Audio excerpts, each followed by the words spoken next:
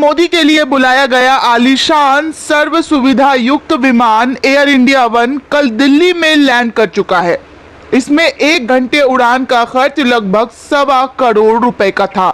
इसमें वीवीआईपी के लिए विशेष स्वीट और हर वो सुविधा मौजूद है जो अमेरिका के राष्ट्रपति के विमान में मौजूद होती है। दरअसल हम आपको बता दें कि 2 विमान बुलाए गए हैं। दूसरा विमान दिसंबर तक आने की उम्मीद है। इन दोनों विमानों की कीमत लगभग 8,500 करोड़ रुपए की बताई जा रही है।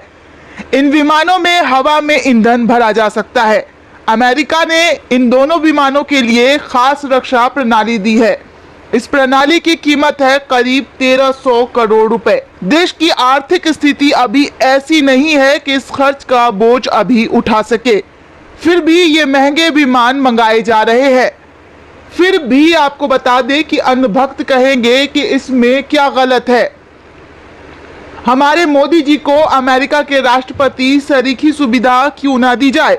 वैसे इन्हीं अंधभक्तों को एक बार ये बोल दिया जाए कि भारत में भी अमेरिका की तरह हर परिवार को कोरोना काल में 40,000 रुपए मासिक भत्ता दिया गया था। उन्हें तुरंत याद आ जाएगा कि अमेरिका तो विकसित देश है और भारत गरीब। वो अपने नागरिकों को इतनी सुविधा कैसे दे सकता है। लेकिन जब मोदी अपने लिए ये विमान खरीद रहे हैं तो उन्हें ये सब बिल्कुल याद नहीं आएगा।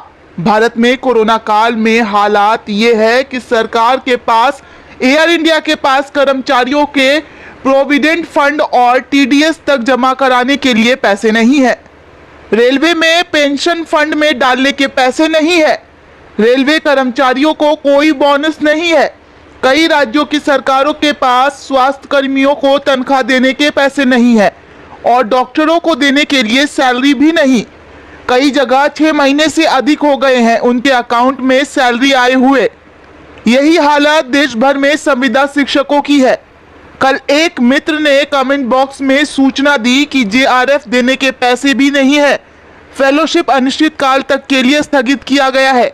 इसके अलावा हर सरकारी एवं अर्ध सरकारी संस्थानों के कर्मचारियों के वेतन भत्तों में या तो कटौती की जा चुकी है या जल्द ही किए जाने की योजना बना रही है ये सरकार। मोदी सरकार पूरी बेशर्मी के साथ राज्यों को जीएसटी मुआवजा देने से भी इनकार कर चुकी है जो उनका हक है।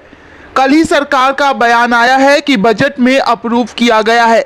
उसका सरकारी खर्च इन 6 महीनों में ही साफ हो गया है। अब सरकार को कामकाज के लिए बाजार से और लोन लेना हो सकता है। राज्यों को भी कोरोना काल में खर्च चलाने के लिए लोन लेना पड़ सकता है। और इधर पीएम केयर फंड के नाम पर तो सरकार ने लूट ही मचा रखी है।